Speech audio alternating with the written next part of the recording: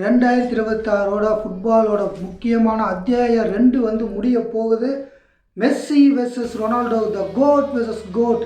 இந்த வீடியோவில் குரூப் ஸ்டேஜஸில் எப்படி ஆடினாங்க, எப்படி ரெண்டு பேரும் இந்த வயசுலேயும், மெஸ்ஸிக்கு 39 வயசு, ரொனால்டோவுக்கு 41 வயசு, இந்த வயசுலேயும் குரூப் ஸ்டேஜஸ் வேர்ல்ட் கப்பில் என்ன பண்ணிகிட்டு இருக்காங்க அப்படின்னு இந்த வீடியோக்குள்ளே போகிறதுக்கு முன்னாடி போன வீடியோவில் ஒரு கொஷின் கேட்டிருந்தேன். இந்த உலகக்கோப்பை வரலாற்றில் அதிக கோல் அடித்த டீம் எது அப்படின்னு. இப்போதைக்கு பிரேசில் ஜெர்மனி ரெண்டு பேரும் இந்த வேர்ல்ட் கப்லேயே போட்டி போட்டு வந்துட்டுருக்காங்க. இன்றைக்கி நிலவரப்படி பிரேசில் தான் வந்து அதிக கோல் ஸ்கோர் பண்ணியிருக்காங்க. ஸோ இதே மாதிரி இந்த வீடியோ முடிவுலையும் ஒரு நல்ல ஒரு கொஸ்டின் வெயிட் பண்ணிகிட்டு இருக்கு. மறக்காமல் அந்த கொஸ்டினுக்கு ஆன்சர் தெரிஞ்சால் நீங்கள் மறக்காமல் கமெண்ட் பாக்ஸில் கமெண்ட் பண்ணுங்கள். சரி, வாங்க நம்ம இப்போ வீடியோக்குள்ளே போகலாம்.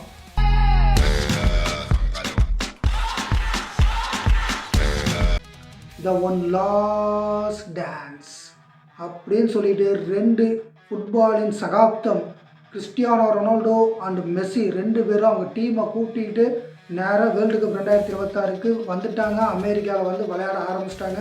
குரூப் ஸ்டேஜையும் நல்லபடியாக முடிச்சிட்டாங்க. ரெண்டு பேரும் எப்படி பர்ஃபார்ம் பண்ணியிருக்காங்கன்னு பார்க்கலாம். ஃபஸ்ட்டு லயோனல் லியோ மெஸ்ஸியை பற்றி பார்த்துடலாம். அர்ஜென்டினா டீமை வந்து கேப்டனாக வந்து லீட் பண்ணிகிட்டு இருக்காரு. அர்ஜென்டினா வந்து எந்த குரூப்பில் ப்ளேஸ் ஆகிருக்கு அப்படின்னா குரூப் ஜேல தான் ப்ளேஸ் ஆகிருக்கு. ஃபஸ்ட்டு மேட்ச்சு சரியான மேட்ச்சுக்கு அர்ஜென்டினா வெர்சஸ் அல்ஜீரியா. இந்த மேட்ச்லேயே நான் கோட் அப்படின்னு காட்டுற மாதிரி 3 கோல் அடிச்சாரு Lionel Leo Messi, hat trick goal. So இந்த மேட்ச்சு பெரிய லெவலில் அர்ஜென்டினா தத்தளிச்சுக்கிட்டு இருந்தாலுமே எங்கேருந்து வந்தாருன்னு தெரியல, எப்படி ஆடினாருன்னு தெரியல. மொத்த டீமையும் 39 வயசில் தூக்கி சுமந்துக்கிட்டு போய் 3 கோலையும் அவரே தெளிவாக அடித்தார். நல்ல டச்சஸ் ஆடினார். பாசிங் எப்படி இருந்தது அப்படின்னா, டீமே ஒரு கோப்பப் ஆகி இந்த வேர்ல்டு கப்பும் மெஸ்ஸிக்காக அடித்து கொடுக்கணும் அப்படிங்கிறதுக்காக டீம் விளையாடுற மாதிரியே ஒரு நல்ல ஃபீல் இருந்தது. நம்ம வந்து ஸ்குவாட் அனாலிசிஸ்லேயே தெளிவாக சொல்லியாச்சு. என்னென்னா மெஸ்ஸிக்காக தான் அர்ஜென்டினா விளையாடுது. போன வேர்ல்டு கப் மெஸ்ஸிக்காக விளையாண்டு கொடுக்கணும், ஜெயிச்சு கொடுக்கணும் அப்படிங்கிறதுக்காக அதே மாதிரி ஆடி கொடுத்தாங்க, ஜெயிச்சு கொடுத்தாங்க. ஆனால் போன வேர்ல்டு கப் லாஸ்ட்டாக இருக்குன்னு எல்லாம் எதிர்பார்த்தோம். ஆனால் இன்னொரு வேர்ல்டு கப்புக்கும் நாங்கள் வரோம், நான் தயாராக இருக்கேன், ஃபிட்டாக இருக்கேன் அப்படின்னு சொல்லி அமெரிக்காவில் தான் அடுத்த வேர்ல்டு கப்புன்னு தெரிஞ்சுக்கிட்டு டேரெக்டாக எம்எல்எஸில் போய் அமெரிக்கன் கண்டிஷன்ஸுக்கு ஆல்ரெடி 2 வருஷமாக அடாப்ட் ஆகி இப்போ சூப்பராக விளையாண்டுட்டு இருக்காரு. அவர் யாராலையும் தடுக்கவே முடியல. கிரிட்டுன்னு ஓடிட்டு இருக்கிறார். அப்படியே அல்ஜீரியா மேட்ச்லாம் பார்க்க அப்படியே கண்குள்ளாக காட்சியாக இருந்தது. அதாவது எப்படி விளையாடுறாரு அப்படின்னா 2012 மெஸ்ஸி எப்படி விளையாண்டுட்டு இருக்காரு பார்த்துருந்தீங்கன்னா தெரிஞ்சிருக்கும். அந்த மாதிரி விளையாண்டுட்டு இருக்காரு. அவர் அப்போ பேலண்டர் வாங்குற இதில் ஓடிக்கிட்டு இருக்காரு, ரன்னில் ஓடிக்கிட்டு இருக்காரு. எம்எல்எஸில் விளையாண்டாலும் பேலண்டர் கனவு இன்னும் அவர் மனசில் இருக்க மாட்டிருக்கு.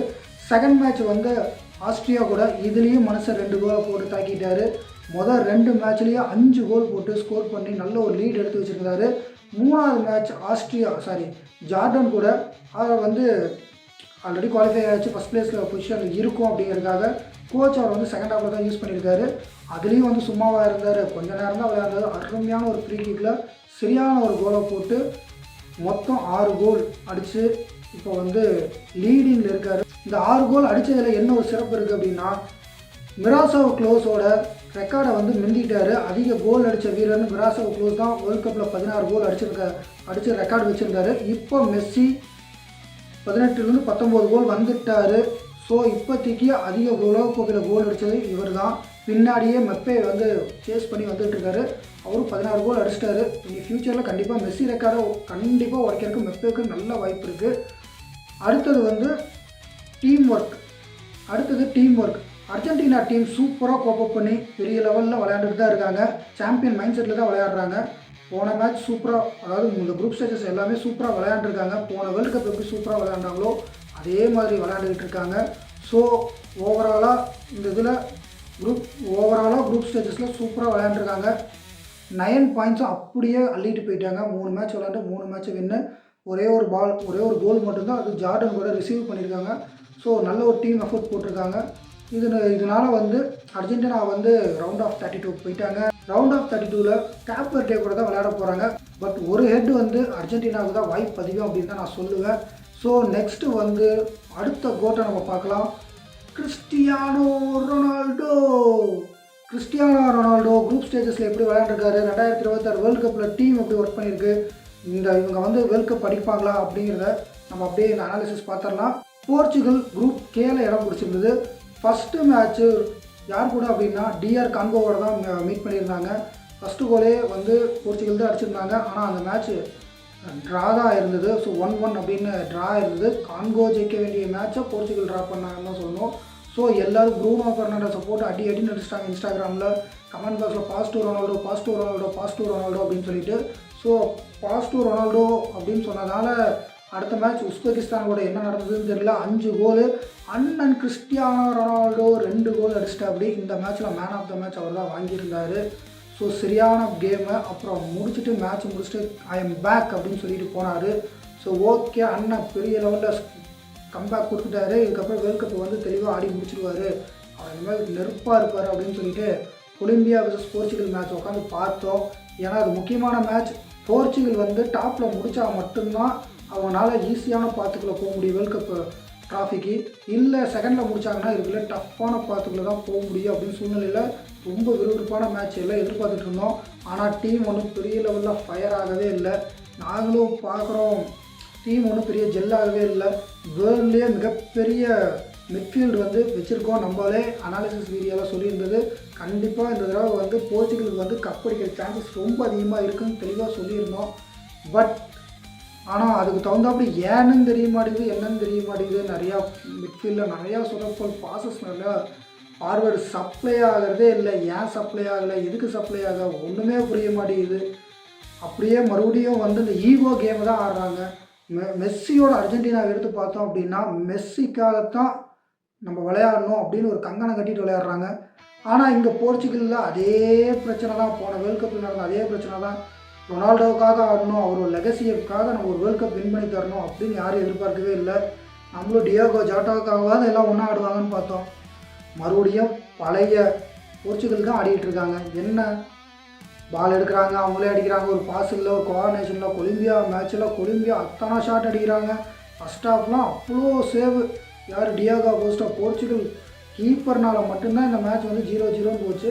அதுலேயும் செகண்ட் ஹாஃபில் ஒரு கோல் விழுந்துடும். ஆக்சுவலி ஜஸ்ட்டு இவ்வளோண்டு ஒரு மார்ஜினில் ஆஃப் சைடு ஆயிரும்.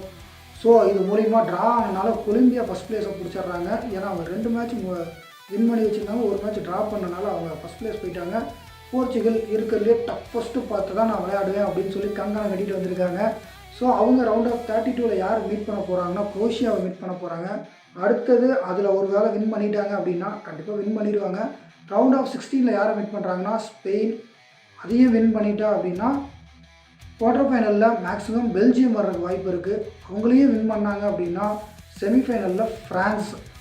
செமிஃபைனல்லையும் வின் பண்ணால் ஃபைனலில் வந்து பிரேசில் வரலாம், இங்கிலாந்து வரலாம், அர்ஜென்டினா வரலாம். இந்த 3 டீமில் தான் பாசிபிலிட்டிஸ் அதிகமாக இருக்குது. இவங்களில் ஒரு டீமை வந்து ஃபேஸ் பண்ணணும். அதாவது போர்ச்சுகல் வந்து round of 16, round of 32, quarter finals, semifinals, finals, அதாவது இனிமேல் விளையாடக்கூடிய எல்லா மேட்சுமே அவங்களுக்கு ஃபைனல் மேட்ச் மாதிரி தான். எந்த மேட்சையும் ஃப்ரீயாக எடுத்துக்கவே முடியாது. ஏன்னா கொஞ்சம் அசந்தால் ஒரு டீம் வந்து செஞ்சுட்டு போயிடுவாங்க. அந்த மாதிரி தான் அவங்களோட பாத்தை வந்து கிறிஸ்டியானோ ரொனால்டோவோட டீம் செலக்ட் பண்ணியிருக்காங்க. ரொனால்டோ இண்டிவிஜுவலாக எப்படி விளையாடுறாரு பார்த்துருந்தோம் அப்படின்னா, ரொனால்டோ ஃபஸ்ட்டு மேட்செல்லாம் வந்து நம்ம என்ன வேணாலும் சொல்லலாம் ஃபேனாக இருந்து. ஃபஸ்ட் மேட்ச்லாம் அந்த அளவுக்கு ஒன்றுமே விளையாடல, சிறப்பாக விளையாடல, நிறைய ஷாட்ஸ் எடுக்கவே இல்லை. ஏன் எடுக்கலன்னு தெரியல. சில கேமெல்லாம் வந்து பில் பண்ணியிருக்கலாம், பில் பண்ணால் முட்டை அப்படி. சரி, ஃபஸ்ட் மேட்ச்னா செகண்ட் மேட்ச் வந்து நல்லா தான் ஆடினார், குறை சொல்லக்கூடாது.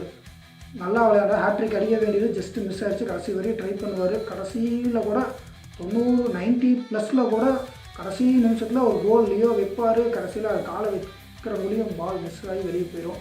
ஸோ நல்லா ஒரு எஃபர்ட் போட்டார். ஸோ கடைசி கொலம்பியா மேட்ச்சில் டீமே ஒர்க் ஆகலை. ரொனால்டோட்டேருந்து ஒன்றும் இல்லை, ஒரு பாஸ் ஆகலை, ஒரு பில்டப் கேம் இல்லை, டீப்பாக இறங்கலை, விங்கர்ஸ் யாரும் சப்போர்ட் பண்ணல.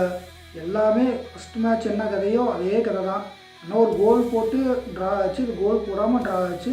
கொலம்பியா வின் பண்ண வேண்டிய மேட்ச்சில் போர்ச்சுகல் ட்ரா பண்ணிட்டாங்க. இதுதான் இந்த மேட்ச்சு. ஒரு ரொனால்டோவோட ஸ்டாட்ஸும் பெருசாக இல்லை. நான் ரொனால்டோ கோல்டன் பூட் வாங்குவார்னு சொல்லியிருந்தேன். ஆனால் இப்போ இருக்கிற ரேஸில் லியோ மெஸ்ஸி தான் வாங்குறதுக்கான வாய்ப்புகள் அதிகமாக இருக்குது.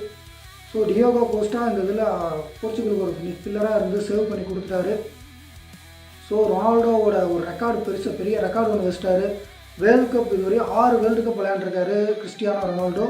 6 வேர்ல்டு கப்லேயும் அவர் கண்டினியூஸாக கோல் அடிச்சிருக்காரு. இதுவரை யாருமே அந்த ரெக்கார்டை படைச்சதே கிடையாது. One and only I am a goat அப்படின்னு சொல்லி கிறிஸ்டியானோ ரொனால்டோ படைச்சிட்டாரு. 2 பிளேயரும் மெஸ்ஸியும் ரொனால்டோவும் இந்த குரூப் ஸ்டேஜஸில் எத்தனை மேன் ஆஃப் த மேட்ச் வாங்கியிருக்காங்கன்னு பார்த்தோம்னா, Messi first match second match 2 man of the match வாங்கியிருக்காரு. Ronaldo 1 man of the match தான் வாங்கியிருக்காரு. ஆனால் ஒன்று சொல்லணும், 39 வயசு 41 வயசு அப்படின்னு நம்ம சொல்கிறோம். ஆனால் இப்போ இருக்கிற இளந்தாரி பசங்கள்லாம் இப்போ இவங்கள தான் சேஸ் பண்ணி போயிட்டுருக்காங்க இன்னும் ரெக்கார்டை.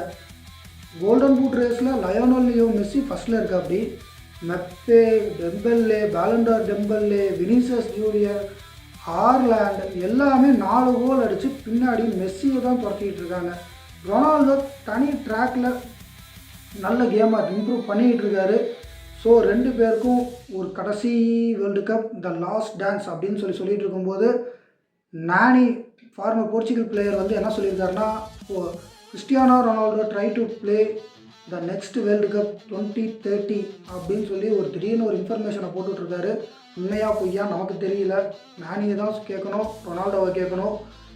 ஸோ 2030 வந்து ஸ்பெயின், போர்ச்சுகல், மொராக்கோ 3 கண்ட்ரி சேர்ந்து நடத்துறதுனால ஒருவேளை ரொனால்டோவுக்கு அங்கே வந்து ஃபேர்வெல் கொடுக்கலாம் அப்படின்னு நினைக்கிறாங்களா என்னன்னு தெரியல. எது எப்படியோ இந்த வேர்ல்டு கப்பே ரொனால்டோ அடித்தா நல்லாயிருக்கும். இல்லை மெஸ்ஸி மறுபடியும் கம்பேக் கொடுத்து இதுவரையும் வேர்ல்டு கப் வின் பண்ண டீம் மறுபடியும் வின் பண்ணலைங்கிற ஒரு கேர்ஸ் இருக்குது, அதை உடைப்பாரா அப்படின்னு சொல்லி எதிர்பார்க்கலாம்.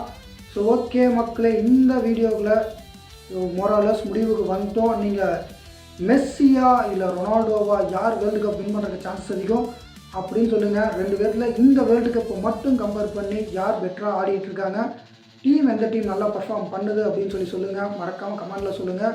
இப்போ நம்ம வந்து அந்த கொஸ்டின் செக்ஷனுக்கு வந்துடலாம். வேர்ல்டு கப்பில் இதுவரையும் எந்த பிளேயர் சிங்கிள் பிளேயர் அதிக அசிஸ்ட் பண்ணியிருக்காங்க அப்படின்னு சொல்லி இந்த கொஸ்டினுக்கு சரியான ஆன்சர் தெரிஞ்சால் மறக்காமல் கமெண்ட் பாக்ஸில் சொல்லுங்கள்.